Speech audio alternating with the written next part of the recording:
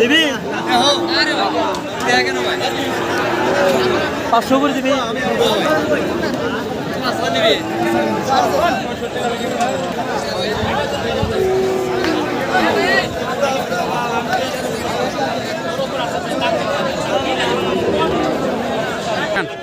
আচ্ছা কত বললো আপনি? গরু এটা কত বললো?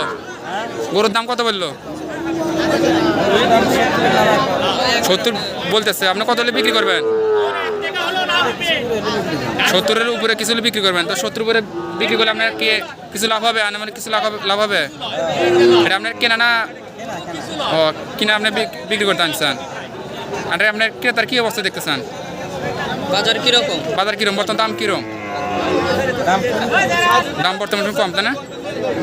শাল কুরবানি নিয়ে আপনার কিরকম ব্যবসা? একটু ভালো কুরবানির মানে তারা একটা অগ্রিম একটা গরু কেনা, তারা কি গরু গোনা কিনতেছে নাকি? মানে কুরবানির আগে তারা যে অগ্রিম মানে গরু গোনা কিনা বাসায় পালে মানে 1.5 মাস 2 মাস আগে, বর্তমান কি অবস্থা? বাজারের চাহিদা একটু কম না বেশি? একটু বেশি, তারপরে কমে যাবে। মানে বর্তমানে একটু চাহিদা একটু বেশি, গরুর দাম একটু বর্তমান খুব একটা বেশি তা নয়। এটা শিরোগঞ্জ জেলার চান্দাইগোনা হাট, রায়গঞ্জ থানায় এটা।